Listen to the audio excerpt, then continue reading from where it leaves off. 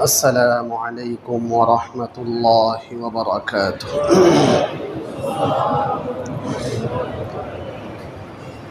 الحمد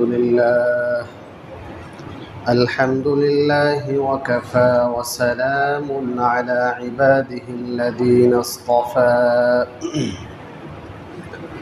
أما بعد فأعوذ بالله من الشيطان الرجيم.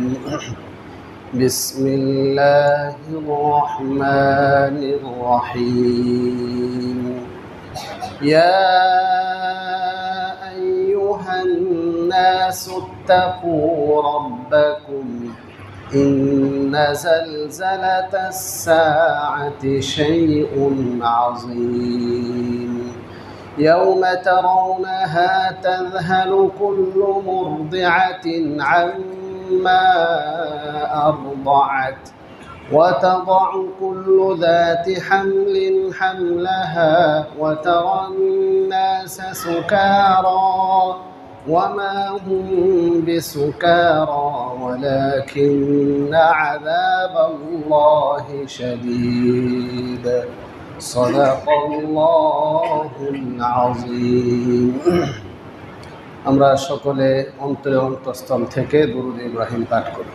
আল্লাহুম্মা সাল্লি আলা মুহাম্মাদিন ওয়া আলা আলি মুহাম্মাদ كما صليت على إبراهيم وعلى آل إبراهيم إنك حميد مجيد.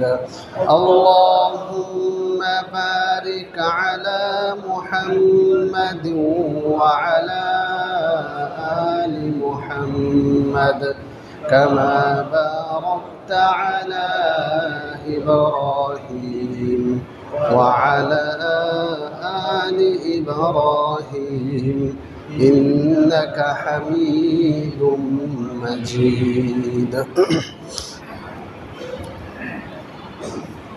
আলহামদুলিল্লাহ, আল্লাহ তাআলার অশেষ মেহেরবানি যে আল্লাহ পাক রব্বুল আলামিন আমাদেরকে পবিত্র জুমার দিনে এই মুহূর্তে আল্লাহ তাআলার মহান বড় এক হুকুম জুমার নামাজ আদায় করার জন্যে মসজিদে আসার তৌফিক দান করেছেন। এজন্যে আমরা সকলে দিল থেকে শুকরিয়া আদায় করি আলহামদুলিল্লাহ। মহান আল্লাহ তাআলার দরবারে লাখো কোটি শুকরিয়া যে আল্লাহ তাআলা আমাদেরকে সুস্থ রেখে মসজিদে আসার পর্যন্ত ব্যবস্থা করেছেন। আমাদের মতো এমন বহু মানুষ আছেন যিনারা ইচ্ছা করলেও আজকে জুমার নামাজ পড়তে পারবেন না। মনে ইচ্ছা আছে, চাহিদা আছে, তারপরেও অসুস্থতার কারণে, হাসপাতালে থাকার কারণে অথবা অন্য কোনো গুরুতর ঝামেলার কারণে জুমার নামাজে আসতে পারছেন না। আবার এর মাঝে অনেকেই জুমার নামাজে আসবেন, কিন্তু এখন আজকের আলোচনা বা বয়ানে এখনো পর্যন্ত আসার তৌফিক হয়নি। তো আমাদেরকে কোরআন হাদিসের আলোচনা শোনা এতটুকু তৌফিক, এতটুকু ব্যবস্থা আর সুযোগ কে করেছেন বলেন? আল্লাহ তাআলা করেছেন। হাদিসে রাসূল কারীম সবাই পড়ি সাল্লাল্লাহু আলাইহি ওয়াসাল্লাম বলেন, যাকে আল্লাহ তাআলা যার মঙ্গল কামনা করেন তাকে দ্বীনের জ্ঞান অর্জন করার সুযোগ আর তৌফিক দান করেন। স্পষ্ট হাদিস। তো কোরআনের আলোচনা যেখানে হবে সেটা হচ্ছে পৃথিবীর শ্রেষ্ঠতম মাজলিস, পৃথিবীর শ্রেষ্ঠতম বৈঠক, পৃথিবীর সবচেয়ে উত্তম জায়গা হলো মসজিদ। আবার সেখানে শ্রেষ্ঠ গ্রন্থ কোরআনে কারীম থেকে আলোচনা হবে, সেখানে আমাদেরকে বসার তৌফিক আর ব্যবস্থা করে দিয়েছেন। এই জন্য আমরা আবারও শুকরিয়া আদায় করি আলহামদুলিল্লাহ। আমরা ধারাবাহিকভাবে কিয়ামতের নিদর্শন সিরিজ আকারে আলোচনা শুনতেছিলাম। গত 3 সপ্তাহে 5টি করে 15টি নিদর্শন আমরা শুনেছি। আমরা ভূমিকা স্বরূপ বলেছিলাম কিয়ামত মহাপ্রলয় বা কিয়ামত শব্দটি কিয়ামত দুই প্রকার, একটি হচ্ছে ছোট কিয়ামত আর একটি হচ্ছে বড় কিয়ামত। ছোট কিয়ামতের অপর নাম হচ্ছে মৃত্যু। হাদিস শরীফে রাসূল বলেন, যার মৃত্যু যখন হবে তার জন্য কিয়ামত সংঘটিত হয়ে গেল।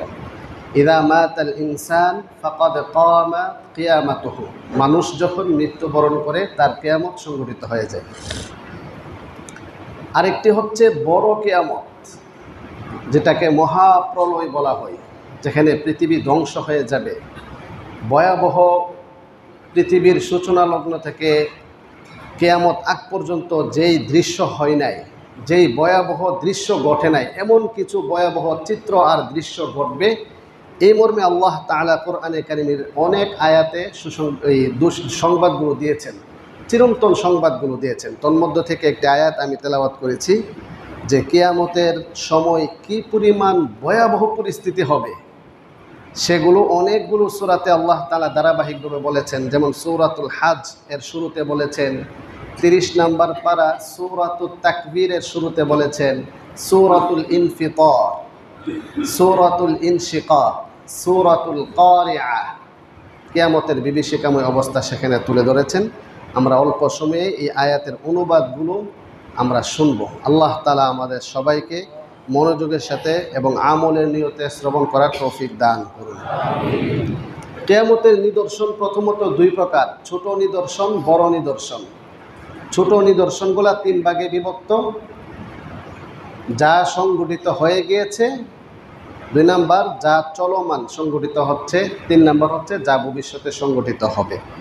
আমরা অলরেডি 15টি নিদর্শন শুনেছি, আজকে 5টি নিদর্শন শুনব। তার আগে কোরআনে কারীমের তিলাওয়াতকৃত আয়াতের অনুবাদ এবং কিয়ামতের যে বিভীষিকাময় পরিস্থিতির সংবাদ আল্লাহ তাআলা কোরআনে দিয়েছেন, সেই সংবাদগুলো আমরা একটু শুনে নিই। আউযু বিল্লাহি মিনাশ শাইতানির রাজিম, বিসমিল্লাহির রহমানির রহিম। ইয়া আইয়ুহান নাসু ইত্তাকু রাব্বাকুম ইন্না যালজালাতাস সাআতি শাইউন আযীম। হে মানুষ, হে মানব জাতি, গোটা মানুষকে কেন্দ্র করে বলেছে। কোরআনে কারিমে আল্লাহ তাআলা সম্বোধন করেছেন 2 ভাবে। 20 জায়গাতে আল্লাহ তাআলা মানুষকে সম্বোধন করেছে, বুঝাতে 20 জায়গাতে, আর 89 জায়গাতে মুমিনদেরকে সম্বোধন করেছেন, ইয়া আইয়ুহাল্লাযীনা আমানু, হে ঈমানদারগণ। আর এখানে আল্লাহ তাআলা সম্বোধন করেছেন হে মানব জাতি, ইয়া আইয়ুহান নাস, হে মানব জাতি, ইত্তাকু রাব্বাকুম, তোমরা তোমাদের রবকে ভয় করো। ইন্না যালজালাতাস সাআতি শাইউন আযীম, নিশ্চয়ই কিয়ামতের প্রকম্পন, কিয়ামতের ঝালঝালা কম্পন, সেটা মহান কিছু, অনেক বড় কিছু। শাইউন আযীম, অনেক বড় কিছু। সেই বড় কিছু বলতে কেমন হবে সেটা অন্যান্য আয়াতে আসতেছে। তারপর আল্লাহ তাআলা বলেন, ইয়াউমা তারাউনাহা তাযহালু কুল্লু মুরদিআতিন আম্মা আরদাআত ওয়া তাদাউ কুল্লু যাতি হামলিন হামলাহা ওয়া তারান নাসা সুকারা ওয়া মা হুম বিসুকারা ওয়ালাকিন্না আযাবাল্লাহি শাদীদ। স্মরণ করুন ওই দিনের বিভীষিকাময় কঠিন পরিস্থিতির কথা, যেই দিন তোমরা দেখতে পাবে, মানুষকে দেখতে পাবে যে প্রত্যেক স্তন্যদানকারিণী মা, সে তার স্তন্যদানকারী করবে যে সন্তানকে, সেই সন্তানকে সে ভুলে যাবে। ওয়া তাদাউ কুল্লু যাতি হামলিন হামলাহা, প্রত্যেক গর্ভবতী নারী সে গর্ভপাত করে ফেলবে, সে বলতেই পারবে না। মানে পরিস্থিতিটা এত ভয়ানক হবে যে গর্ভধারিণী একজন মা, একজন নারী, সে তার গর্ভপাত হয়ে যাবে, কিন্তু পরিস্থিতি ভয়াবহতার কারণে সে সেটা বলতে পারবে না। ওয়া তারান নাসা সুকারা, আপনি মানুষকে দেখতে পাবেন সুকারা, মাতাল অবস্থায়, দিক বিদিক ছুটাছুটি করছে, কিং কর্তব্য বিমূঢ় হয়ে আছে, হতভম্ব হয়ে, দিশাহারা হয়ে ঘুরপাক খেতে থাকবে। ওমা হুম বিসুকারা, মূলত তারা মাতাল নয়, কিন্তু পরিস্থিতির ভয়াবহতায় কি করবে না না করবে সেটা বুঝে উঠতে পারবে না। এমন একটি ভয়ানক পরিস্থিতি হবে। অতএব ওয়ালাকিন্না আযাবাল্লাহি শাদীদ, কিন্তু আল্লাহ তাআলার শাস্তি অনেক কঠিন। এখানে একটি প্রশ্নের জবাব হয়ে গিয়েছে, যে আল্লাহ তাআলা যে শেষের অংশটা বললেন যে ওয়ালাকিন্না আযাবাল্লাহি শাদীদ, কিন্তু আল্লাহ তাআলার শাস্তি কঠিন। তো প্রথমে বললেন যে তোমরা তোমাদের রবকে ভয় করো। তো স্বাভাবিকভাবে আমরা কি বুঝি যে একজনকে ভয় করলে সে ভয়ানক হয়, ভয়ঙ্কর হয়, এজন্য ভয় করে। তো এখানে আয়াতের বর্ণনা ভঙ্গিতে বোঝানো হচ্ছে যে আল্লাহ তাআলা ভয়ঙ্কর নন, যে দেখতে আল্লাহ তাআলা ভয়ঙ্কর এমন নয়, আল্লাহ তাআলার শাস্তি বড় কঠিন, এজন্য আল্লাহ তাআলাকে ভয় করো। তার মানে হচ্ছে আল্লাহ তাআলাকে ভয় করো, এর অর্থ হচ্ছে আল্লাহ তাআলার শাস্তিকে ভয় করো, যে আল্লাহ তাআলার শাস্তি অনেক ভয়ানক হবে। তো এই আয়াত থেকে একটা দৃশ্য আমাদের সামনে এই আয়াত থেকে ফুটে ওঠে, যে হাশরের ময়দান যখন কায়েম হবে, পরিস্থিতিটা এত ভয়াবহ হবে। সিংহায় যখন ফুৎকার হবে, সিংহায় ফুৎকার, প্রথম ফুৎকারের পরে মানুষ, জীবিত মানুষগুলো মারা যাবে, দ্বিতীয় ফুৎকারের পরে মৃত সমস্ত মানুষ উঠে যাবে, হাশরের ময়দান কায়েম হবে। সিংহায় ফুৎকারের পর এর পরবর্তী বিশ্বটার কি অবস্থা হবে, এ সম্পর্কে আমরা সূরাতুত তাকবীর থেকে কিছুটা এই ধারণা আমরা নিতে পারি। রাইসুল মুফাসসিরিন ইবনে আব্বাস রাদিয়াল্লাহু তাআলা আনহু বলেন, কিয়ামতের ভয়াবহ অবস্থা যদি কেউ দেখতে চায় তাহলে সে যেন সূরাতুত তাকবীর পড়ে। সে যদি বুঝতে চায়, কিছুটা উপলব্ধি করতে চায় যে পরিস্থিতিটা কি পরিমাণ ভয়াবহ হতে পারে, তাহলে সূরাতুত তাকবীর যেন পড়ে। তা আমরা আসলে একটু সূরাতুত তাকবীরের অনুবাদগুলো একটু খেয়াল করি। আল্লাহ তাআলা বলেন, বিসমিল্লাহির রহমানির রহিম, ইদাশ শামসু কুওয়িরাত ওয়া ইদান নুজুমু কাদারাত, যখন সূর্য আলোহীন হয়ে পড়বে। একটু কল্পনা করুন যে আমরা সূর্যের আলোতে আমরা উপকৃত হই। সূর্যের আলো যদি না থাকে, বলেন পৃথিবীতে আর কোন আলোর অস্তিত্ব আসবে? সূর্য যদি আলো না দেয়, তো বলছে যে এমন এক পরিস্থিতি হবে, ইদাশ শামসু কুওয়িরাত, যখন সূর্য আলোহীন হয়ে পড়বে, ওয়া ইদান নুজুমুন কাদারাত, যখন তারকাগুলো ছিটকে পড়বে। একটা তারকা কত বড়, একটা তারকা যদি পৃথিবীতে খসে পড়ে যায় কি অবস্থা হতে পারে। 3 নম্বর বলেন, ওয়া ইদাল জিবালু সুয়্যিরাত, যখন পর্বতমালাগুলো চলমান হয়ে যাবে। এটা বিশাল পাহাড় যদি গাড়ির মতো স্পিডে চলে, আর সেই পাহাড়গুলো যদি আমাদের এই বিল্ডিংগুলোতে এসে ধাক্কা লাগে, তাহলে পরিস্থিতিটা কেমন ভয়ানক হতে পারে। ওয়াইদাল জিবালু সুয়্যিরাত, কিছু পাহাড় চলমান হয়ে যাবে। সূরাতুল কারিআতে বলা আছে, ওয়া তাকুনুল জিবালু কাল ইহনিল মানফুশ, পাহাড়গুলো বিক্ষিপ্ত ধ্বনিত তুলার নেই হয়ে যাবে। তুলা যেমন বাতাসে উড়তে থাকে, পাহাড়গুলো এরকম বিক্ষিপ্ত হয়ে যদি উড়তে থাকে, তাহলে পরিস্থিতিটা কি হবে। তারপর আল্লাহ বলেন, ওয়া ইদাল ইশারু উত্তিলাত, ইশার মানে হচ্ছে 10 মাসের গর্ভবতী লাল উটনি, যেটা আরবের নিকট খুব প্রিয় ছিল। সেই উটটি উপেক্ষিত হবে, সেই উটের খবর নেওয়ার সুযোগ থাকবে না। নিজের প্রিয় বস্তু, সম্পদ, ধন সম্পদ, এগুলার প্রতি উপেক্ষা করবে, খবরই থাকবে না। ওয়া ইদাল বুহুশু হুশিরাত, বন্য পশুগুলো যখন একত্রিত হয়ে যাবে। বড় বড় যে জঙ্গল আছে, আফ্রিকার বড় বড় জঙ্গল, বিভিন্ন জঙ্গল আছে, সেই জঙ্গলের মধ্যে অনেক প্রাণী আছে, ভয়ঙ্কর প্রাণী আছে। সেই বন্য পশুগুলো যদি আমাদের সমাজে চলে আসে, তারা যদি একত্রিত হয়ে যায়, পরিস্থিতিটা কি পরিমাণ ভয়ানক হতে পারে।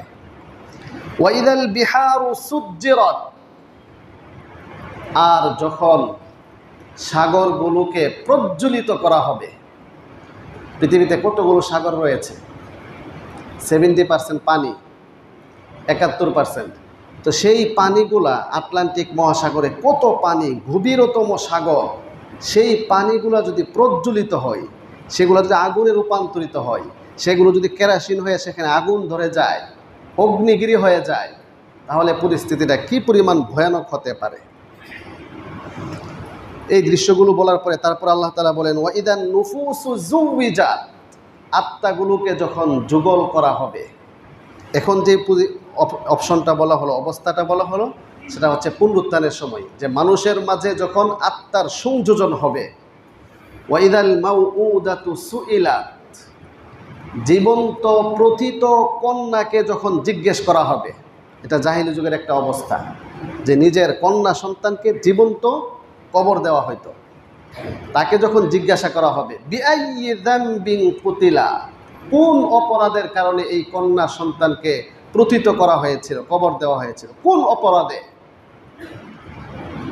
ওয়াইদাস সুহুফু নুশিরাত, যখন আমল নামাগুলো খুলে দেওয়া হবে, প্রকাশ করে দেওয়া হবে, উন্মোচিত করে দেওয়া হবে, প্রত্যেকের আমল নামা যখন প্রকাশিত হবে, উন্মোচিত হবে, তখন পরিস্থিতিটা কী পরিমাণ ভয়ানক হবে। অন্য আয়াতে আমল নামার ব্যাপারে আরও অনেকগুলো আয়াত আছে, কাহারও আমল নামা ডান হাতে থাকবে, কাহারও আমল নামা বাম হাতে থাকবে, এবং মানুষ আমল নামাগুলো দেখে বলবে হাই মা লিহাদাল কিতাব, এটা কেমন আমল নামা, লা ইউগাদিরু সাগীরাতান ওয়ালা কাবীরাতান ইল্লা আহসাহা, যে আমার ছোট বড় সবগুলো কর্মকাণ্ডকে সেখানে লিপিবদ্ধ করে রেখেছে, এটা কেমন আমল নামা। তারপরে বলেন ওয়াইদাস সামাউ কুশিতাত, যখন আসমান খসে পড়ে যাবে, ওয়াইদাল জাহিমু সুইরাত, জাহান্নামকে যখন প্রজ্বলিত করা হবে, ওয়াইদাল জান্নাতু উজলিফাত, জান্নাতকে যখন নিকটবর্তী করা হবে। এই অবস্থাগুলো বলার পরে আল্লাহ তাআলা বলেন সেই দিন আলিমাত নাফসুম মা আহদারাত, সেই দিন প্রত্যেকটা মানুষ সে জানতে পারবে সে কি ভালো কাজ করেছে, সে কি মন্দ কাজ করেছে, কোনোটাই গোপন থাকবে না। আলিমাত নাফসুন, প্রত্যেকটা ব্যক্তি প্রত্যেকটা মানুষ সে জানবে মা আহদারাত, সে কি উপস্থিত করেছে, কি পেশ করেছে, ভালো মন্দ কি পেশ করেছে, সে সেটা জানতে পারবে। এই ছিল 14টি আয়াতের মধ্যে আল্লাহ পাক রব্বুল আলামিন কিয়ামতের বিভীষিকাময় পরিস্থিতি বিক্ষিপ্তভাবে কিছু সিংহা ফুৎকারের সময়, কিছু সিংহা ফুৎকারের পরে পুনরুত্থানের সময় যখন বলা হলো যে আমল নামাগুলোকে খুলে দেওয়া হবে, সেটা হচ্ছে পুনরুত্থানের পরের কথা। আর এর আগে যখন বলা হলো সূর্য আলোহীন হয়ে পড়বে, পাহাড়গুলো ধ্বংস হয়ে যাবে, সাগরগুলো প্রজ্বলিত হয়ে যাবে, হ্যাঁ সেটা হচ্ছে সিংহা ফুৎকারের পরের অবস্থা। এখানে সবচেয়ে গুরুত্বপূর্ণ যে বিষয় আল্লাহ তাআলা আমাদেরকে সংবাদ দিয়েছেন, চিরন্তন ধ্রুব সত্য বাস্তবসম্মত সংবাদ, সেটা হচ্ছে আলিমাত নাফসুম মা আহদারাত, যেদিন পুনরুত্থান হবে সেদিন প্রতিটা মানুষ সে জানতে পারবে তা সে কী কাজ করেছে। তো কোরআন থেকে আমরা এই কথা জানতে পারি যে দুনিয়াটা হচ্ছে পরীক্ষার হল, সেই পরীক্ষার হলের মধ্যে আমরা কে কী কাজ করছি সেটা আমাদের সব কিছু ডকুমেন্ট থাকবে, সব কিছু রিপোর্ট হচ্ছে, সে রিপোর্টগুলো ডকুমেন্টগুলো একদিন পেশ করা হবে। এটা ছিল এই মূল ফোকাস পয়েন্ট, যে আলিমাত নাফসুম মা আহদারাত, প্রত্যেকটা মানুষ সে জানতে পারবে সে কি পেশ করেছে। পরের সূরায় আসেন, সেখানে আল্লাহ তাআলা ইনফিতার, সূরাতুল ইনফিতারে আবারও একই ভঙ্গিতে বলা হচ্ছে ইদাস সামাউ ফাতারাত, যখন আসমান ফেটে যাবে, ওয়াইদাল কাওয়াকিবু তাসারাত, তারকাগুলো যখন ছিটকে পড়বে, ওয়াইদাল বিহারু ফুজ্জিরাত, সাগরগুলো যখন বিস্ফোরিত হয়ে যাবে, ওয়াইদাল কুবুরু বু'সিরাত, কবর থেকে যখন উন্মোচিত হবে, কবরে যে লাশগুলো আছে সেগুলো যখন উন্মোচিত হবে, অনেক লাশ ধরেন 2 লক্ষ বছর আগে একটা লাশ, সেটা পচে গলে মাটির সাথে মিশে গিয়েছে, কিন্তু হাদিস শরীফে আছে সেখানেও আল্লাহ তাআলা একটা অংশকে অক্ষত রেখেছেন, সেই অংশটার নাম হচ্ছে আরবিতে আজিবুদ দানাব, আর মেডিকেল সায়েন্সে তার নাম হচ্ছে কক্সিস। ছোট্ট একটা ত্রিভুজ আকৃতির একটা অংশ, সেই অংশটা অক্ষত থাকে, সেখান থেকে আল্লাহ তাআলা পুনরুত্থান করবেন। আলিমাত নাফসুম মা কদ্দামাত ওয়া আখারাত, সেদিন মানুষ সে কি আগে পরে কি করেছে সব কিছু সে জানতে পারবে। এই ভয়ানক পরিস্থিতি বলে সংবাদ দিয়ে এরপরে আল্লাহ তাআলা আবারও মানুষকে সম্বোধন করে বলেন ইয়া আইয়ুহাল ইনসান, হে মানুষ। এর আগে সূরাতুল হজ্জের মধ্যে সম্বোধন করেছিল ইয়া আইয়ুহান নাস, হে মানব জাতি, সেটা ছিল সামগ্রিক একটা আহ্বান। আর এখানে প্রত্যেককে সিঙ্গেল সিঙ্গেল করে ইয়া আইয়ুহাল ইনসান, হে মানুষ, হে মানুষ। ইয়া আইয়ুহাল ইনসান এটা হচ্ছে এক বচন সিঙ্গুলার, আর ইয়া আইয়ুহান নাস সেটা হচ্ছে প্লুরাল বহু বচন। তো ইয়া আইয়ুহাল ইনসান মা গররাকা বিরব্বিকাল কারীম, কোন জিনিস তোমাকে তোমার মহান রবের ব্যাপারে ধোঁকায় ফেলেছিল, কোন জিনিস? যে মহান আল্লাহ তাআলা আল্লাযী খালাকাকা, যিনি তোমাকে সৃষ্টি করেছেন, ফাসাওয়াকা, তোমাকে সুসামঞ্জস্যপূর্ণ করেছেন, ফাআদালাকা, তোমাকে সুঠাম করেছেন। এত সুন্দরভাবে মাথা থেকে পা পর্যন্ত এত সুন্দর আকৃতি দিয়েছেন, দুটো চক্ষু দান করেছেন, কথা বলার শক্তি দান করেছেন, কর্ণ শক্তি, শ্রবণ শক্তি দান করেছেন, কথন শক্তি দান করেছেন, বাক শক্তি দান করেছেন, দেখার শক্তি দান করেছেন, ত্বক শক্তি দান করেছেন।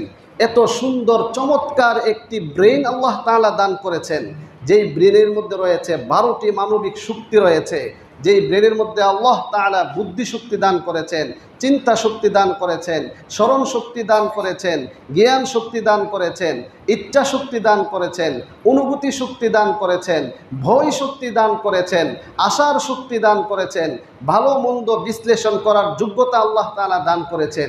সেই মহান আল্লাহ তাআলাকে তুমি ভুলে রয়েছ, যে আল্লাহ পাক রব্বুল আলামিন তোমাকে এত সুন্দর আকৃতি কাঠামো দান করেছেন। ফি আইয়ি সূরাতিন মা শাআ রাক্কাবাক, রব যেভাবে চেয়েছেন সেভাবেই তোমাকে তৈরি করেছেন। সেই মহান আল্লাহ তাআলাকে কিভাবে তুমি ভুলে রলে? তারপরে বলেন কাল্লা, এটা কোশ্চিন কালেও উচিত নয়।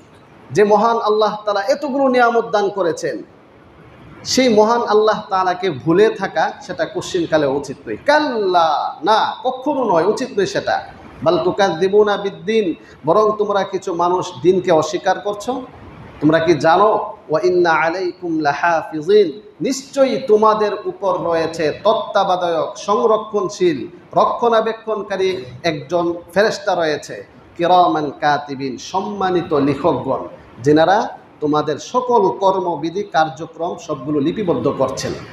তো কিরামান কাতিবিন এর অর্থ হচ্ছে সম্মানিত লিখকগণ। এখানে কোনো ফেরেশতার নাম উল্লেখ করা হয় নাই। আমরা অনেকে মনে করি কিরাম একটি ফেরেশতা, কাতিব আরেকটি ফেরেশতা, যে কিরামান কাতিবিন দুইটি ফেরেশতা আছে। এটা একটা ভুল ধারণা।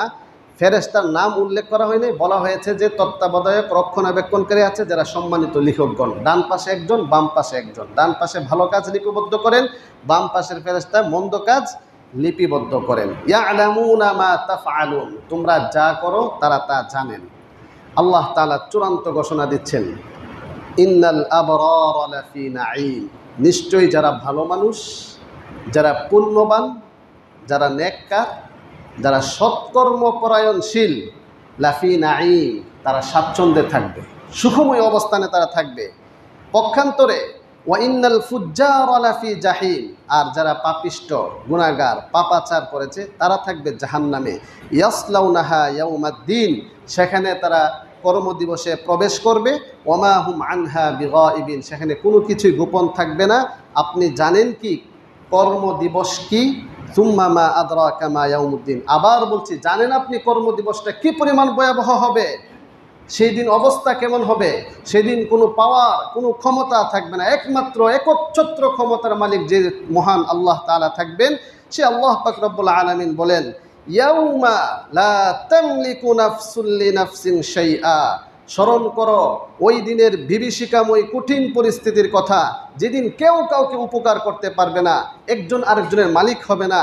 সেদিন একচ্ছত্র ক্ষমতা আর মালিক হবেন কে বলেন? আল্লাহ তাআলা। ওয়াল আমরু ইয়াউমাইযিন লিল্লাহ, সেদিন সব ধরনের ক্ষমতা পাওয়ার একচ্ছত্র মালিক থাকবে একমাত্র আল্লাহ তাআলা। অতএব আমরা আসুন সেই মহান আল্লাহ তাআলার আদেশ নিষেধ মেনে চলি। মহান আল্লাহ তাআলাকে না ভুলে গিয়ে আল্লাহ তাআলার যে কুদরত নিয়ামত আমাদের উপর আছে, যে অসংখ্য নিয়ামত, আল্লাহ তাআলা বলেন ওয়া ইন তাউদ্দু নি'মাতাল্লাহি লা তুহসুহা, তোমরা আল্লাহ তাআলার নিয়ামত গণে শেষ করতে পারবে না। এমন মহান আল্লাহ তাআলার পক্ষ থেকে এত নিয়ামত পেয়েও যদি আমরা আল্লাহ তাআলাকে ভুলে থাকি, তাহলে বলেন সেটা কোন ধরনের নিমুখারামি হবে? এজন্য আল্লাহ তাআলা আমাদের সবাইকে আল্লাহ তাআলাকে না ভুলে, আল্লাহ তাআলাকে স্মরণ করে আল্লাহ তাআলার জিকির আজকার, আল্লাহ তাআলার আদেশ নিষেধ মানার তৌফিক সবাইকে দান করুন।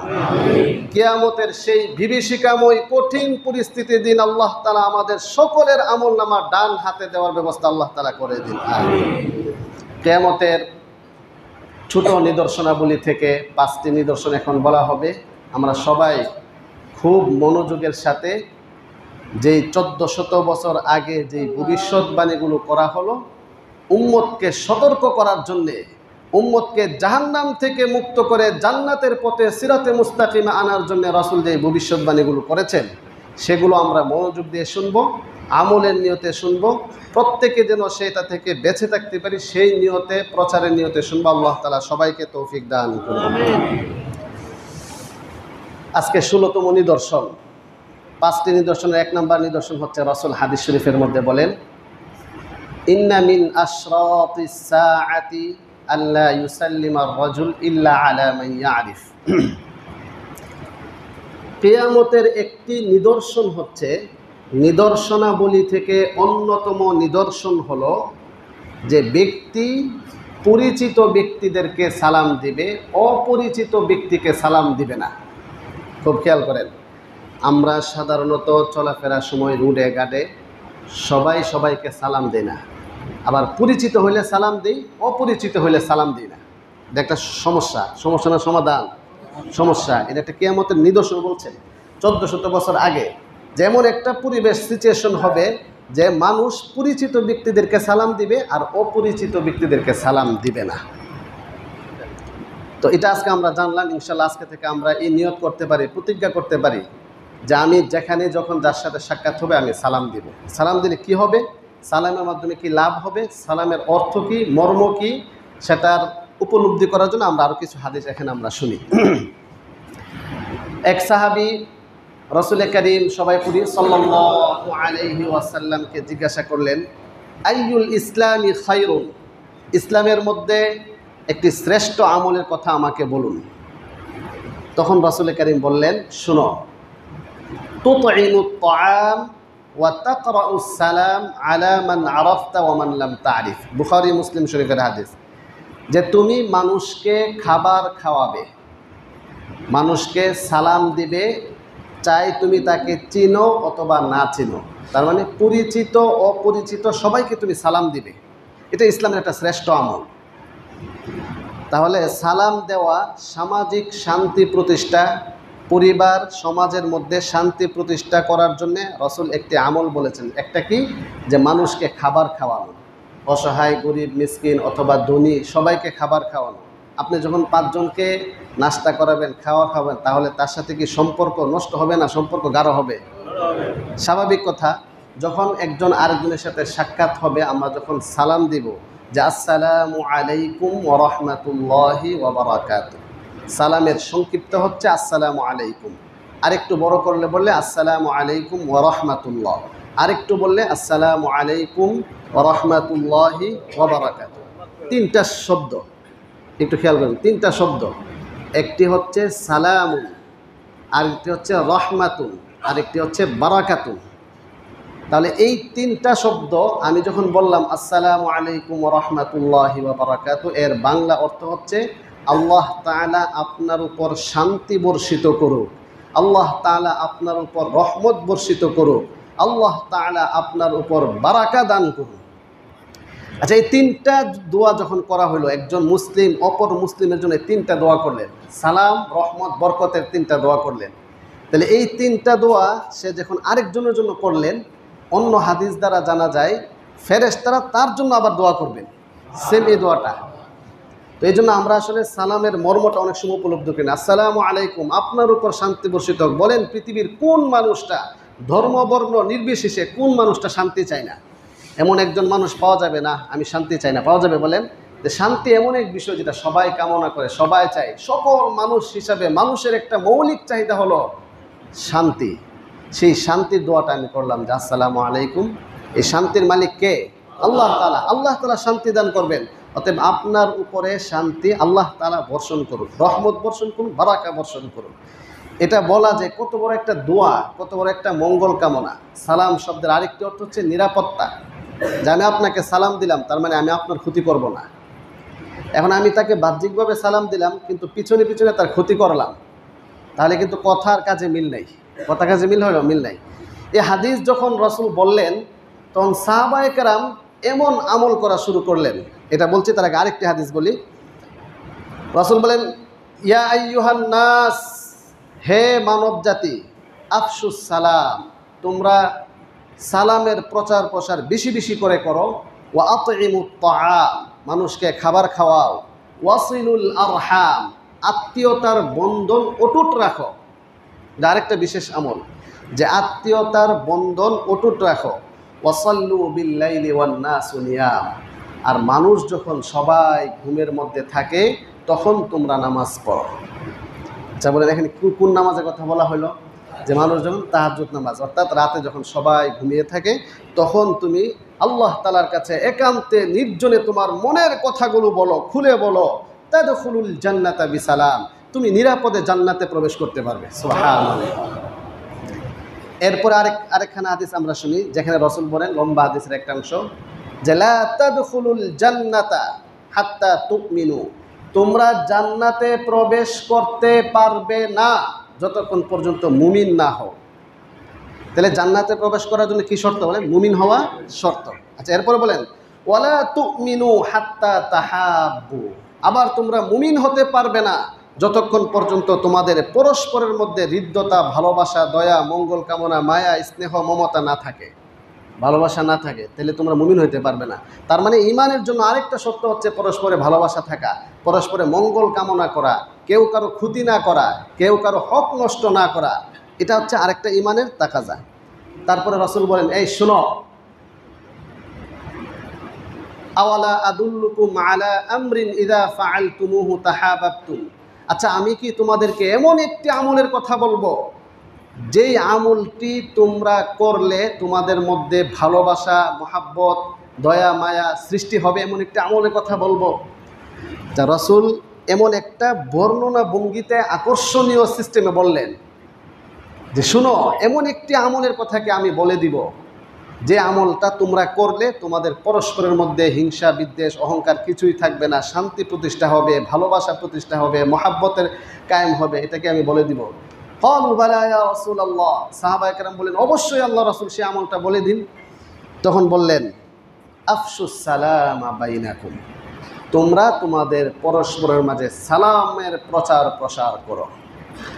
এই হাদিস যখন বললেন, সাহাবায়ে কেরাম এত আনন্দিত হলেন, যেমন একটি চমৎকার আমল, যে সালামের প্রচার প্রসার করলে আমাদের থেকে অহংকার, হিংসা, বিদ্বেষ চলে যাবে, পরস্পরে ভালোবাসা, হৃদ্যতা, মায়া, ভালোবাসা তৈরি হবে, এই আমলটা আমরা বেশি বেশি করব। এরপরে কি করলেন, কিছু কিছু সাহাবায়ে কেরাম, কয়েকজন সাহাবীর ঘটনা এমন আসছে যিনারা ইচ্ছা করে বাজারে যাইতেন, প্রয়োজন ছাড়া বাজারে যাইতেন, বাজারে গিয়ে মানুষের সাথে সাক্ষাৎ হতো আর সালাম দিত, মানুষের সাথে সাক্ষাৎ হতো আর সালাম দিত, সাক্ষাৎ হই সালাম, সাক্ষাৎ সালাম, এভাবে করে করে পুরা বাজার ঘুরে অনেকগুলো সালাম দিয়ে আবার বাড়িতে চলে আসতো। একজন এই বিষয়টা লক্ষ্য করলেন, জারি আপনি তো বাজারে গেলেন, হাতে তো ব্যাগ নাই, কিছু নিয়েও আসলেন না। এভাবে যখন 2-3 দিন দেখলেন, তখন ওনাকে বলেন তো আপনি কেন বাজারে গেলেন, রহস্যটা কি? আপনার বাজারে যান আবার খালি হাতে ফিরে আসেন, কি কারণটা কি? তখন তিনি বললেন, আচ্ছা আমি তোমার একটা গোপন রহস্য বলি, সেটা হচ্ছে আমি বাজারে গিয়ে মানুষের সাথে বেশি বেশি সাক্ষাৎ হয় আর সবাইকে, প্রত্যেককে আমি সালাম দিয়ে আসি। এই যে একটা আমল করতেন, এটা প্রতিযোগিতা, ওয়াসারিউ ইলা মাগফিরাতিন মির রাব্বিকুম, তোমরা তোমাদের রবের ক্ষমার দিকে প্রতিযোগিতা করো, আমলের প্রতিযোগিতা করো। তো সাহাবায়ে কেরাম এই হাদিস শোনার পরে সালামের এমন প্রসার ঘটালেন যে সবাইকে সালাম দিলেন, শান্তির কামনা করলেন, নিরাপত্তার কামনা করলেন। আর একটি সালাম যিনি দেন 10টি রহমত তার উপরে নাজিল হয়। আবার যখন সালামকে আরেকটু বড় করে আসসালামু আলাইকুম ওয়া রাহমাতুল্লাহ বলেন, তখন 20টি রহমত নাজিল হয়। আসসালামু আলাইকুম ওয়া রাহমাতুল্লাহি ওয়া বারাকাতুহু বললে 30টি রহমত আল্লাহ তাআলা তার উপরে নাজিল করেন। আমরা ইনশাআল্লাহ এখন থেকে সালামের প্রচার প্রসার করব তো ইনশাআল্লাহ। শুধু পরিচিত ব্যক্তিদেরকে সালাম দিব নাকি সবাইকে?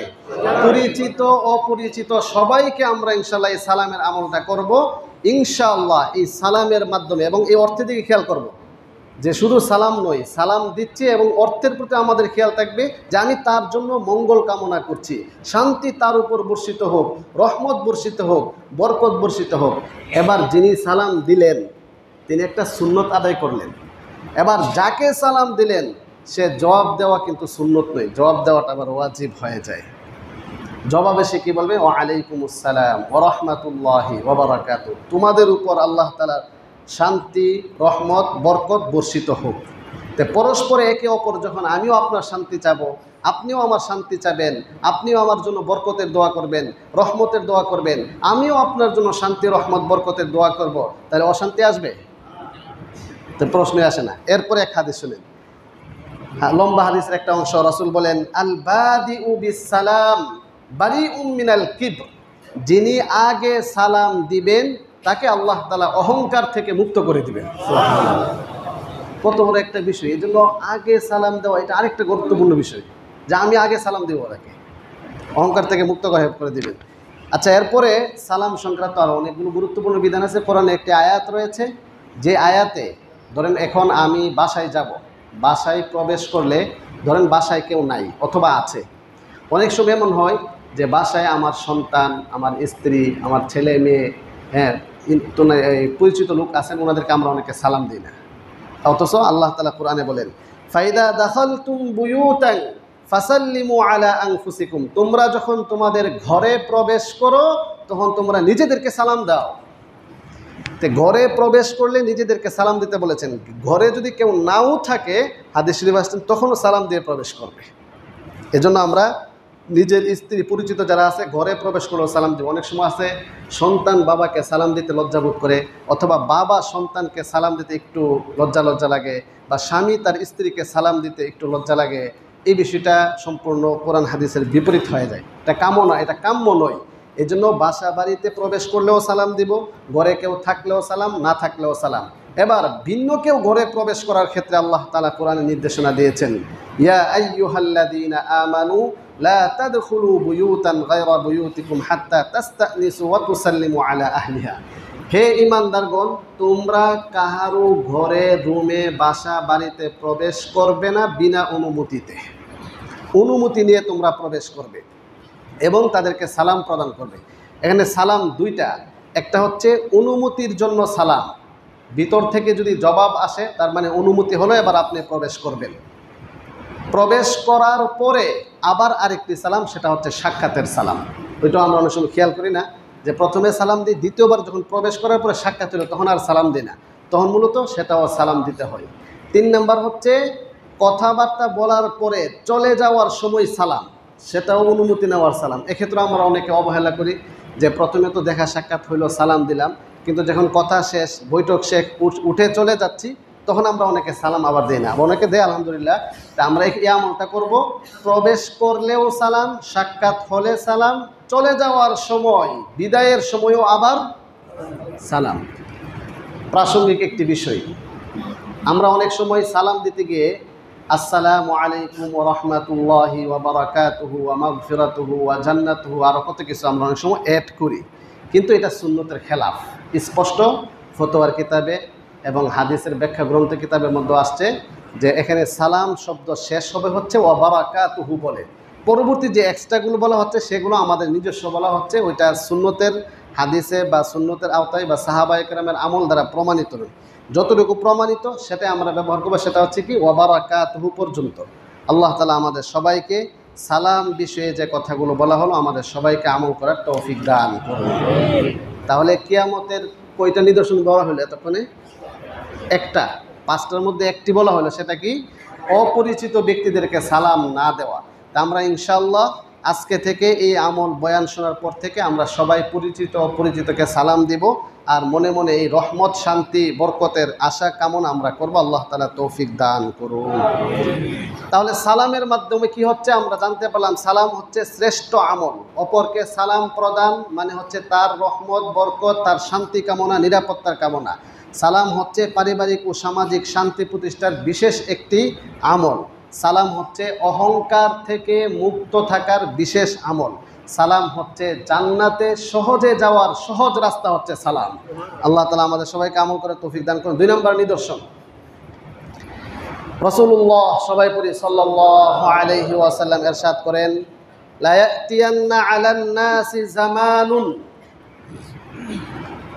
মানুষের মাঝে এমন একটি সময় আসবে, লা ইউবালিল মারউ বিমা আখাযাল মাল আমিনাল হালালি আম মিনাল হারাম।